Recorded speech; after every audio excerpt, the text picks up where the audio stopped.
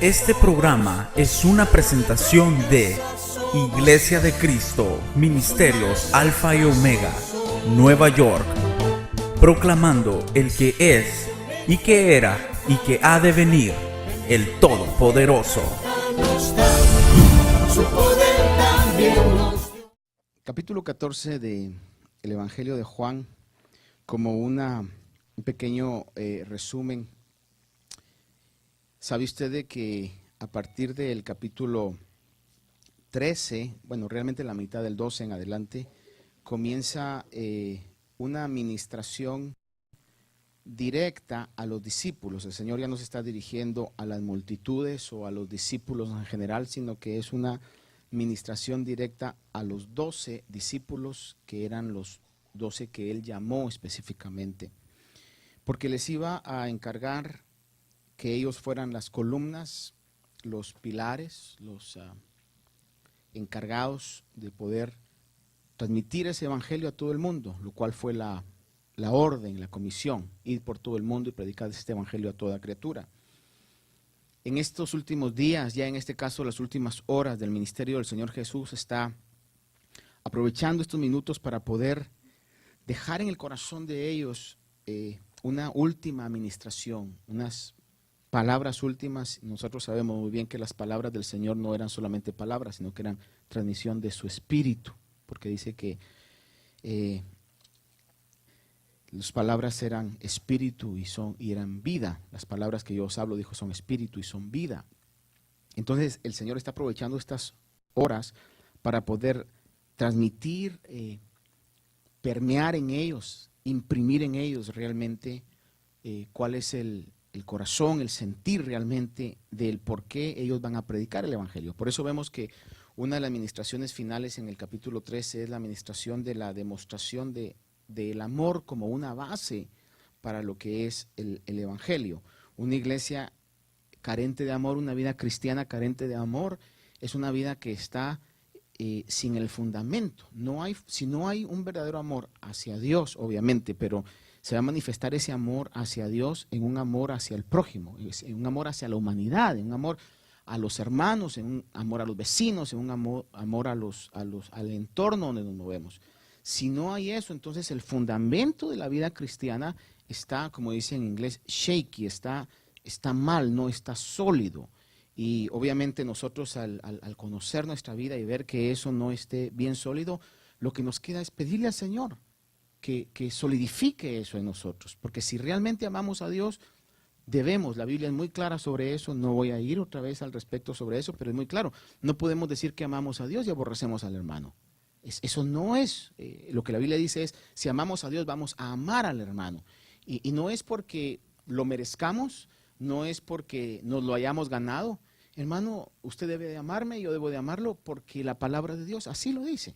Así lo dice. De hecho, el Señor amó a los discípulos y los amó hasta el fin, no porque fueran perfectos, no porque fueran leales, no porque fueran las personas ejemplares, porque lo negaron, porque dudaron, porque no le creyeron y vemos ahí caracteres de que cuando estaban en el momento más difícil del Señor, lo dejaron solo, salieron todos corriendo. Sin embargo, Él los amó hasta el final. Y la administración que tiene con Pedro cuando ya él está resucitado es una administración donde recalca, fortalece el principio del amor. Dice: Pedro, ¿me amas? Entonces demuéstralo apacentando, pastoreando a las ovejas.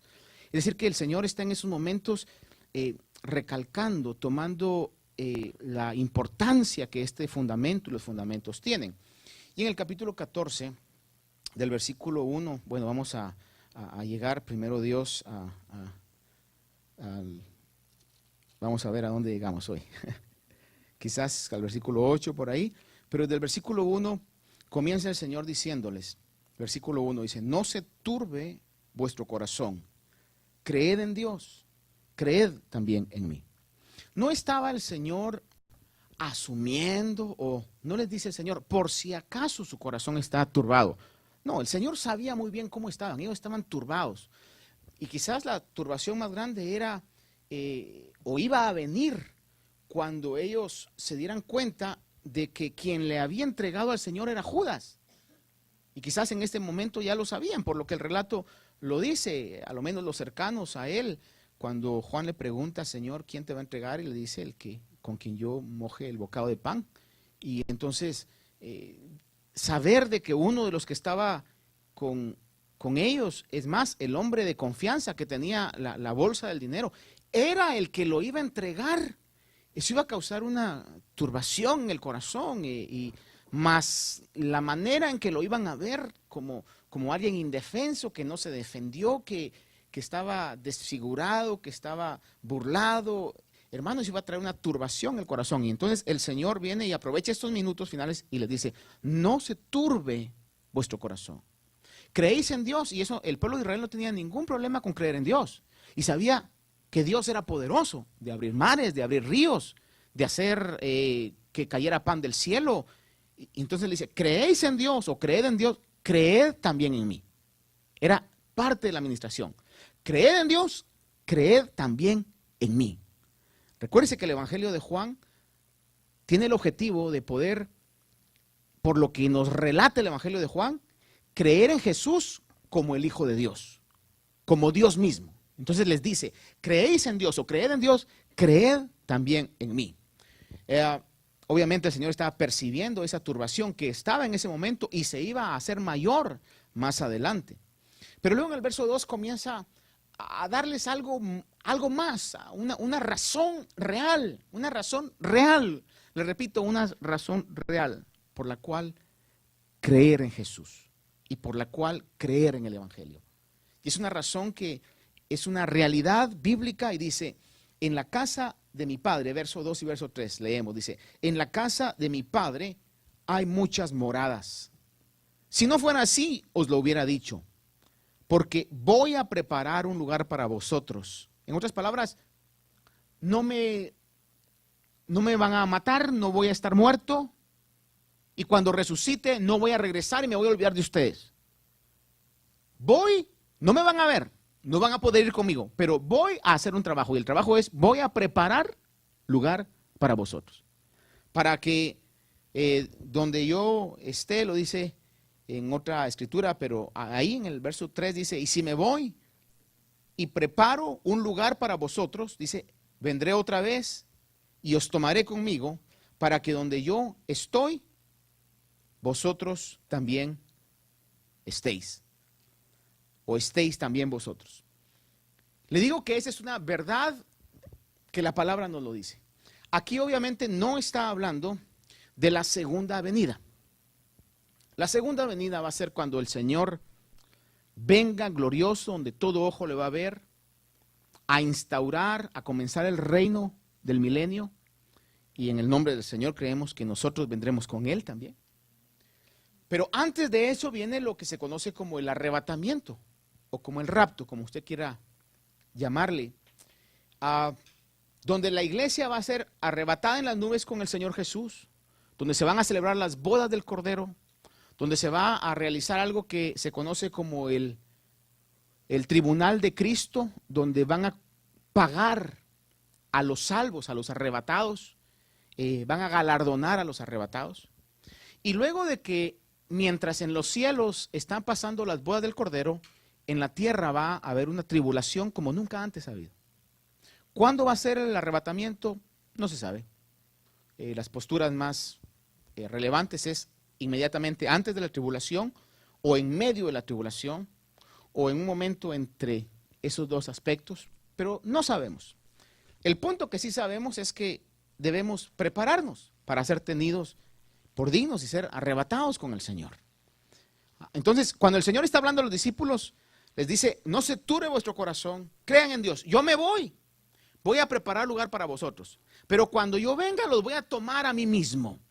Eso va a ser en el arrebatamiento. Y dice, y si me voy y preparo un lugar para vosotros, vendré otra vez y os tomaré conmigo, para que donde yo estoy, allí también estéis vosotros. Dice en el libro de 1 Corintios, capítulo 15, versículo 51 al 54, dice, he aquí os digo un misterio, no todos dormiremos. Y cuando está hablando de dormir, está hablando, llamémosle del sueño de la muerte terrenal. No todos dormiremos, pero todos seremos transformados en un momento, en un abrir y cerrar de ojos, a la trompeta final, pues la trompeta sonará y los muertos resucitarán incorruptibles. Es decir, que ya no va a haber más muerte después de que los muertos resuciten. Ya no va a haber corrupción. Y nosotros seremos transformados. Porque es necesario que esto corruptible, hablando del cuerpo, se vista de incorrupción y esto mortal se vista de inmortalidad. Pero cuando esto corruptible se haya vestido de incorrupción y esto mortal se haya vestido de inmortalidad, entonces se cumplirá la palabra que está escrita: devorada ha sido la muerte en victoria. Vea esa expresión que utiliza. Dice, devorada ha sido la muerte. Si algo es temido en el mundo entero es el momento de la muerte. Sin embargo, la muerte de la muerte es el Señor Jesús. Es la vida misma. Por eso dice que cuando Él dé esa palabra que solo Él va a dar, o se suene esa trompeta, y los muertos resuciten, ya no va a haber absolutamente nada de derecho de la muerte, de ese espíritu o esa entidad espiritual o ese ser espiritual sobre la vida de aquellos que hayan resucitado. De igual manera, la vida de aquellos que hayan sido transformados. Hermano, eso quizás cuesta comprenderlo con la mente y el sistema donde vivimos, con tantas situaciones de afán, de necesidad, con el trajín diario, con las situaciones que nos enfrentamos día tras día. Poder pensar en un momento en que vamos a ser eternos, es algo como que le ponemos quizá poco cuidado a eso. Deberíamos de ponerle más cuidado. Deberíamos dedicar un poquito más tiempo en el día para poder saber que ese es realmente nuestro futuro. Mire, tanto las cosas buenas como las cosas malas de esta vida, aunque identificar o ponerle un label a las cosas malas ya cuando estamos en Cristo, creo que no es lo correcto, porque la palabra dice en Romanos que todas las cosas obran para bien para aquellos que aman a Dios. Entonces, si usted ama a Dios, cualquier situación que Dios permita va a obrar para bien. Pero parecieran malas, una enfermedad, una situación económica, una situación legal, una situación de problemas familiares, o sea lo que sea, parece como que nos preocupa y debe de preocuparnos. Es decir, estamos aquí, pues no podemos estar anestesiados a las situaciones que requieren eso, y por eso el Señor habla y dice, no se turbe su corazón. Pero es muy distinto ocuparse en las cosas que están pasando a que dejemos que nuestro corazón se turbe. Cuando nuestro corazón se turbe, va a afectar nuestros pensamientos, nos va a paralizar, como le decía el día domingo, los temores nos van a paralizar, vamos a estar realmente desconectados de Dios. Y hermano, le recuerdo hoy que Dios tiene cuidado aún de lo más mínimo, de los pajaritos que caen a tierra, dice que ninguno cae sino en la voluntad de Él. Aún los cabellos de nuestra cabeza están contados. Es decir, Dios tiene un control total sobre todas las cosas. Si pudiéramos descansar en eso, hermano, y poder saber que sea como sea los años que el Señor nos permita vivir, sea lo que sea que tengamos que hacer en esta vida, usted tiene garantizado, si ha nacido de nuevo, una eternidad con Cristo, una morada celestial, una habitación en la casa del Padre. El Señor lo dijo. ¿Cuántos lo creemos? El Señor lo dijo. Por eso, no se turbe vuestro corazón. No se turbe. Yo voy a preparar lugar para vosotros. Creen en Dios, crean también en mí. Y yo creo que el Señor se lo demostró a los discípulos de una manera sobrenatural, real, sin lugar a dudas, por las señales que Él hizo y que vamos a ver quizás más adelante al respecto de eso. Entonces, verso 4 y verso 5 dice, y conocéis el camino a donde voy. Tomás le dijo, Señor, si no sabemos a dónde vas, ¿cómo vamos a conocer el camino? Tomás creo yo que era un tipo de persona que en algún momento se le categoriza en la sociedad donde vivimos como una persona de un pensamiento pragmático, que lo único que mira es la lógica. Ese no tiene lógica. Lo único que mira son los resultados que se pueden ver. Entonces, al grado que Si usted mira más adelante, Tomás, cuando le dicen resucitó, resucitó, su mente lógica le dice, hasta que no lo mire, no creo. Es decir, así era el hombre y Dios lo escogió así. Es decir, hermanos amados, todos nosotros tenemos una función que desarrollar en Dios. Aunque quizás usted diga, ay, fulano de tal creo que no, créalo que sí. Tiene una función que desarrollar. Y posiblemente a quien más tiene que trabajar es a usted. Todos tenemos una función que desarrollar. Tomás tenía una función que desarrollar. ¿Se imagina usted que no hubiera quedado Tomás ahí? ¿Qué consuelo habría para aquellos que tenemos una mente un poco incrédula?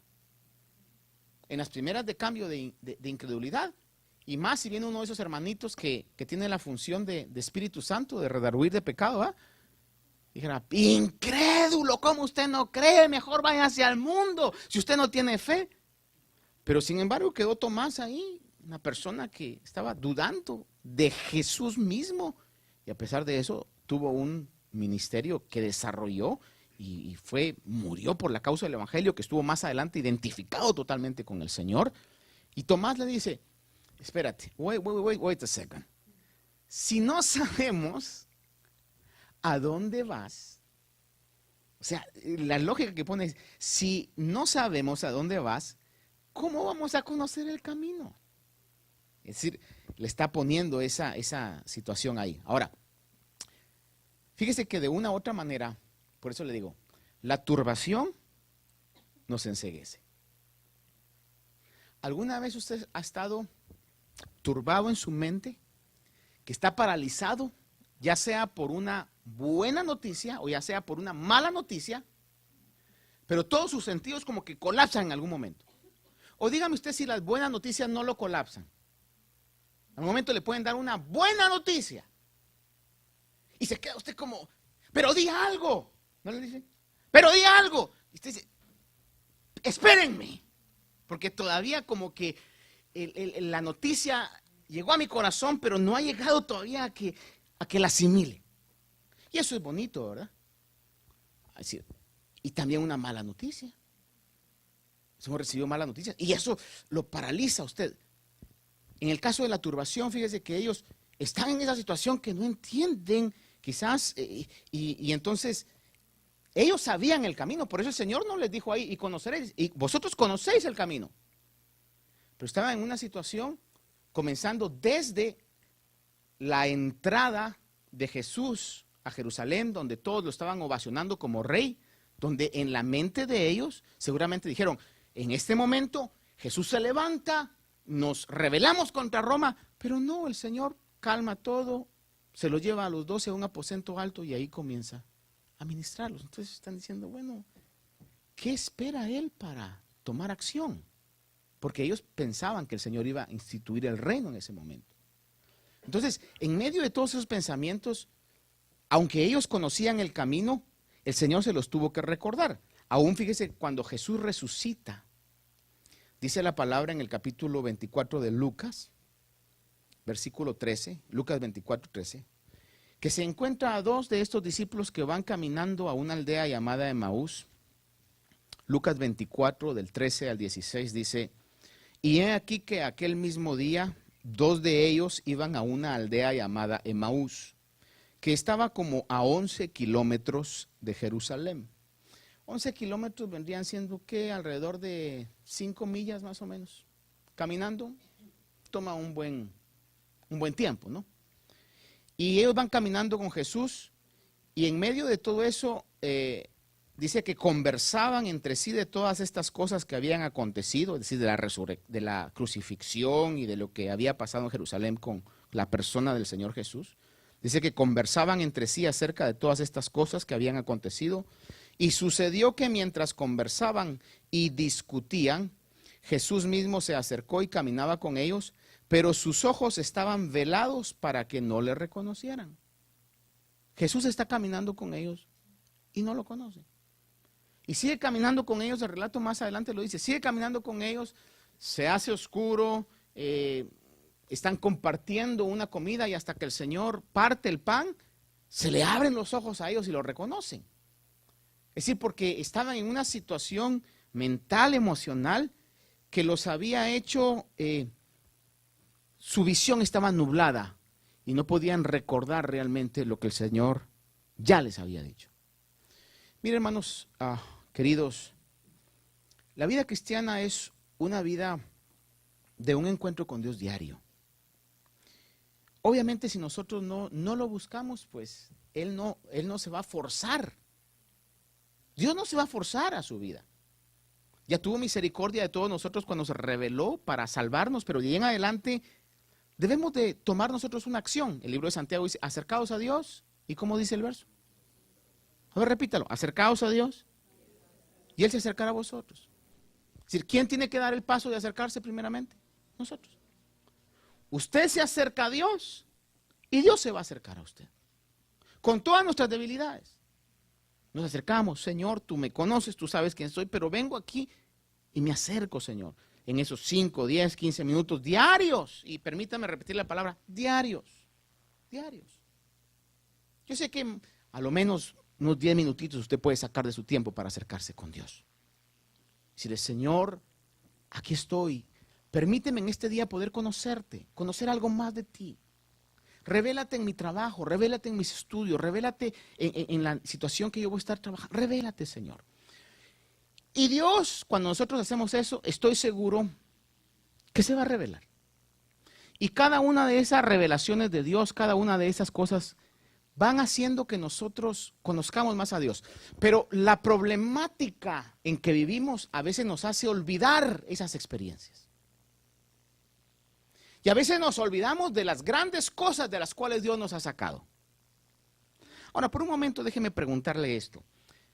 ¿Cuántos de aquí, mire lo que le voy a preguntar y quiero que usted sea bien honesto con usted mismo. ¿Cuántos de aquí podrían verdaderamente decir hoy, Dios a mí me ha sacado de situaciones, problemas, eventualidades fuertes? ¿Cuántos de aquí podrían decir eso y levantar la mano y decir, Dios lo ha hecho, ¿verdad? Entonces, mire, si lo ha hecho, lo va a poder seguir haciendo. Pero muchas veces nos olvidamos de eso.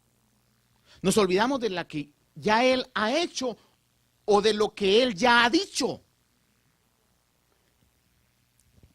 A veces Dios habla y la mayor parte del tiempo Dios habla mucho antes de que pasen las cosas. Yo hay un sueño que el Señor me ha dado para esta iglesia, para este ministerio, que lo interpreto real de Dios, que ahí está, hermano. Pero lo dio un tiempo antes de muchas cosas que están pasando y que van a pasar.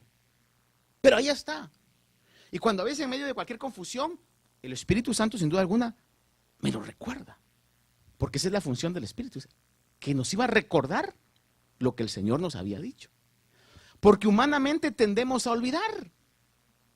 Tendemos a olvidar cuando estamos inmersidos o metidos en las situaciones diarias, en el diario vivir. Sin embargo, haga de cuenta, voy a poner un ejemplo quizás muy estirado, ¿verdad? Muy barato en mi forma de ponerlo, pero voy a pensar de que el Señor le dio promesa para su hijo, para su hija, desde pequeño. Se la dio a usted, directamente de Dios, y se la confirmó quizás por medio de algún vaso o alguna situación, pero se la dio a usted. ¿Verdad? No cosas inventadas, ¿verdad? Porque tenemos que tener mucho cuidado con eso y no tenemos que dejar de discernir lo que tenemos que discernir, pero usted sabe que el Señor ha dado promesa a su hijo o su hija.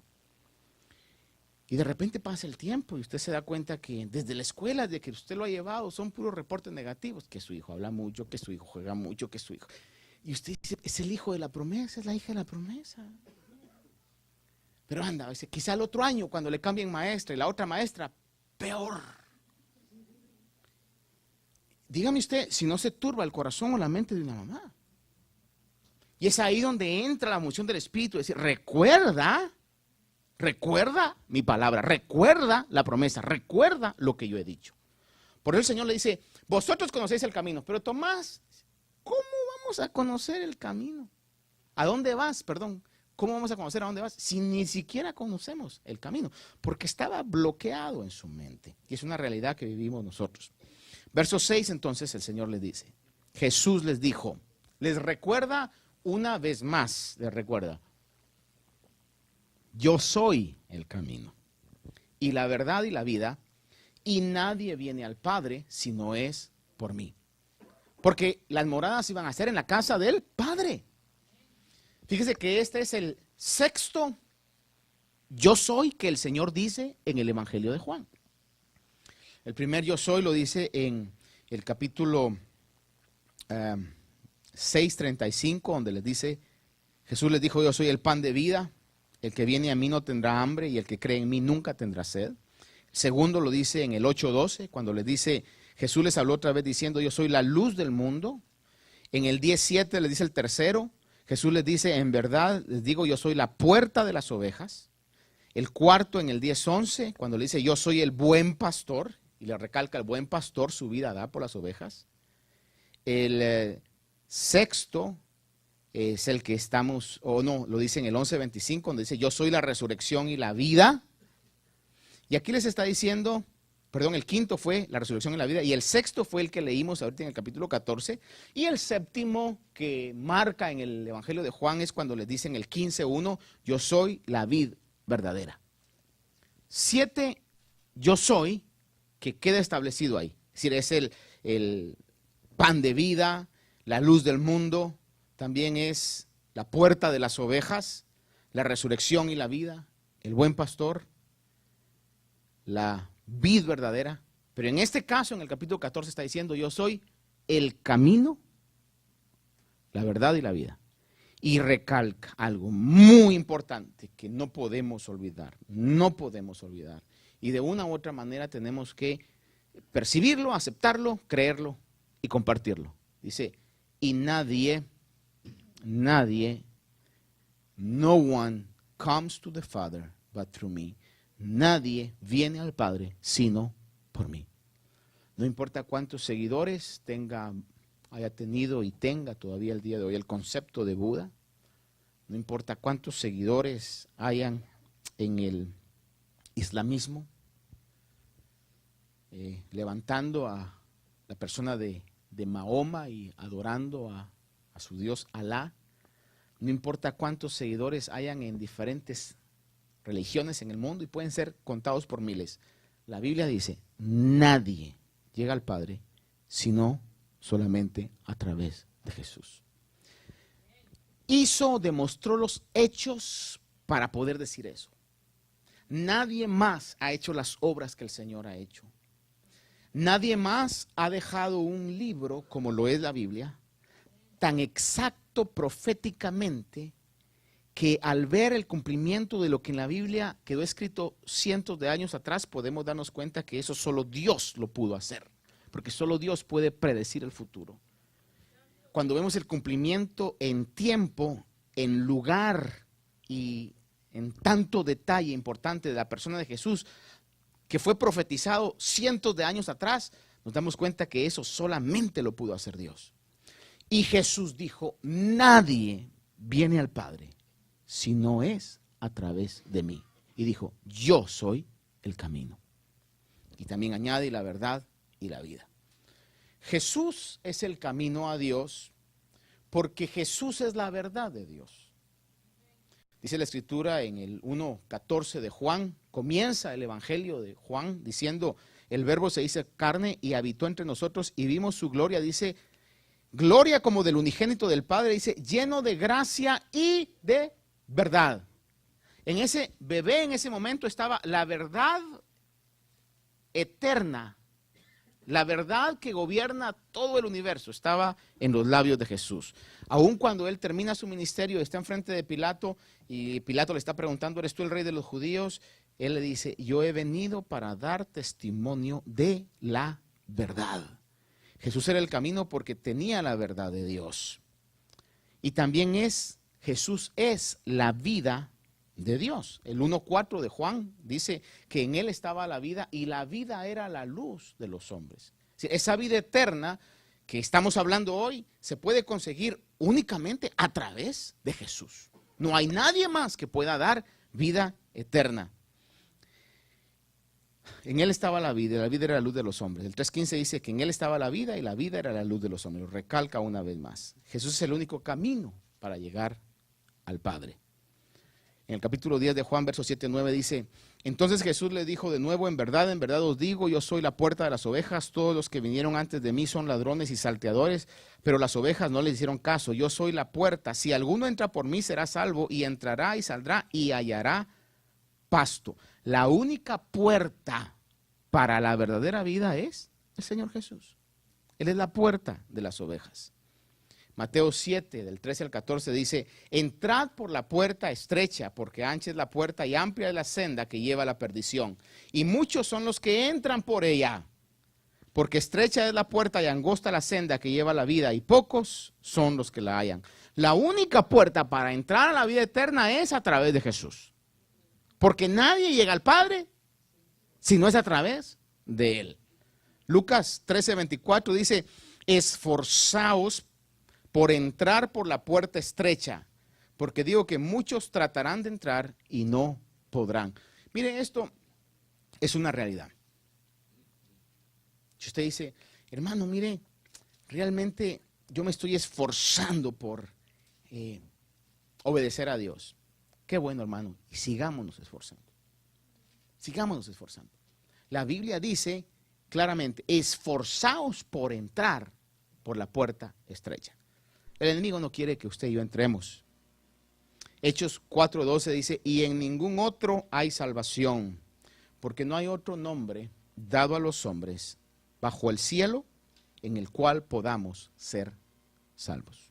Solamente a través del nombre de Jesús puede venir la salvación de nuestras almas, que al final de cuentas es lo más importante que usted y yo tenemos.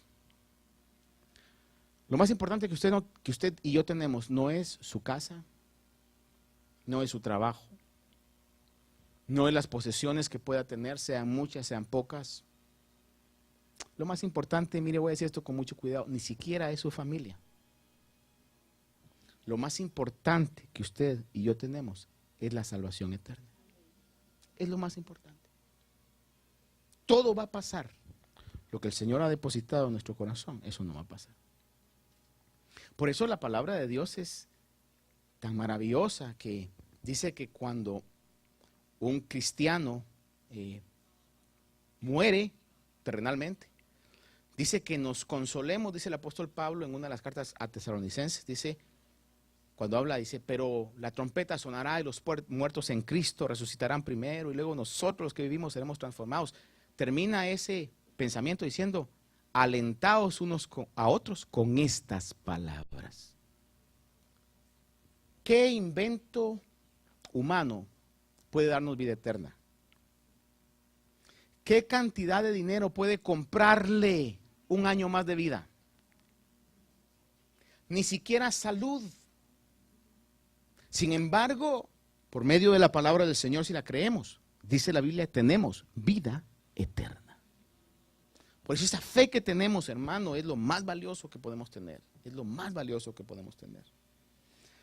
Dice en el versículo número 7, vea lo que dice ahí, dice: si me hubierais conocido, también hubierais conocido a mi Padre. Ahora mire esto, pareciera como que fuera una situación un poquito extraña, pero lo dice: desde ahora le conocéis y le habéis visto. Cuando está hablando desde ahora, no está hablando desde este minuto. Le está hablando desde que ustedes, o desde que yo estoy con ustedes. Desde ahora le conocéis y le habéis visto.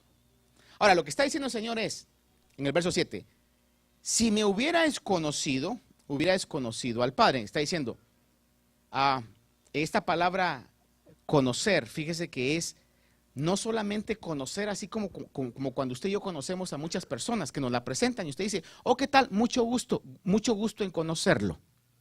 Déjeme plantearle esto. ¿A cuántas personas en su vida usted ha conocido de esa manera?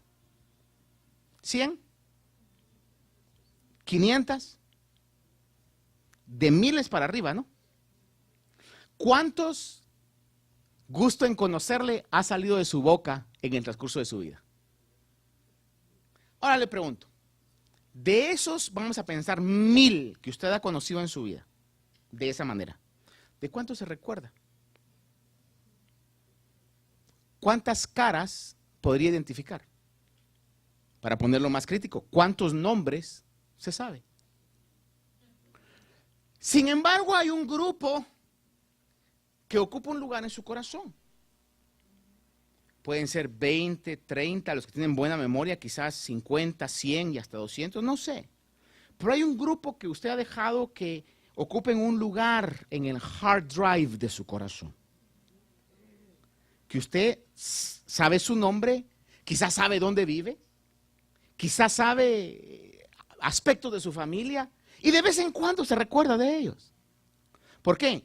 Porque usted tomó tiempo para invertir en conocer a esa persona. No solamente la conoció pasajeramente, sino que invirtió tiempo y pudo, en cierto sentido, contemplar su vida, analizar su vida. Es lo que la palabra en el griego dice. Si me conocen, es decir, si ustedes tienen ese conocimiento, ese anhelo de conocerme a mí, van a conocer al Padre. No simplemente de que, porque en ese momento muchos habían oído de Jesús, las multitudes le gritaban, Hosana, Hosana, y eran miles. Algunos estiman que eran cientos de miles que estaban gritando, Hosana. ¿Pero conocían esos cientos de miles a Jesús? No. Eran pocos. Por eso el Señor les dice en el verso 7, si me hubierais conocido, también hubierais conocido a mi Padre. Desde ahora le conocéis y le habéis visto. Y una vez más Felipe le dice, verso 8, quiero que leamos del 8 al 11. Felipe le dijo, Señor, muéstranos al Padre y nos basta. Por eso le digo que era una mente muy analítica, muy pragmática, muy lógica, la mente de Felipe. Nothing wrong with that. If you are like that, you are like that. And we need you. Si usted es así, así es. ¿Sabe que en la sociedad y en la iglesia necesitamos a los que no tienen nada de expresión y que cuando se ríen, su carcajada es esto? Y necesitamos también a los que son sumamente expresivos. A aquellos que cuando le van a decir un hola le dicen, hola amado, qué gusto ver. Hermano, se siente abrumado con tanto amor. Necesitamos lo que Dios ha puesto para en su cuerpo. Y Tomás era necesario ahí. Tomás, que es el que está articulando acá, o Felipe en este caso, no en este caso, Felipe, perdón, le dice, Señor, muéstranos al Padre y nos basta. Jesús le dijo, tanto tiempo que he estado con vosotros y todavía no me conoces, Felipe. ¿Por qué? Porque no habían profundizado como debieran haber profundizado. Porque no habían tomado esas palabras y si no las entendían, explícamelas, Señor, quiero realmente que me las expliques, poner cuidado a eso. Porque cuántas veces el Señor les había dicho, a lo menos 3 veces yo he encontrado que les dijo, es necesario que yo vaya a Jerusalén, que me entreguen con los gentiles y que sea crucificado, el tercer día voy a resucitar. Se los dijo varias veces. Sin embargo, cuando vieron lo que le estaba pasando, todos salieron huyendo, distorsionados en su mente. Porque realmente eso no había llegado a su corazón. Entonces Felipe le dice, muéstranos al Padre y nos basta. Y Jesús les dijo, tanto tiempo he estado con vosotros y todavía no me conoces, Felipe. El que me ha visto a mí, una vez más la misma palabra, el que me ha contemplado a mí, el que ha querido conocerme a mí, de una manera no casual, sino de una manera más profunda, ha visto al Padre. ¿Cómo dices tú, muéstranos al Padre? Y le dice, ¿no crees que yo estoy en el Padre y el Padre en mí? Se la lanza de vuelta. Felipe, ¿no crees? ¿No crees que yo soy Dios? ¿No crees que yo estoy en el Padre y el Padre en mí? Las palabras que yo os digo no las hablo por mi propia cuenta, sino que el Padre que mora en mí es el que hace las obras. Le voy a poner una situación que si usted la entiende, lo felicito, pero yo realmente creo que no está diciendo la verdad. Porque entender el concepto de cómo es un Dios trino es algo que va más allá de la mente humana.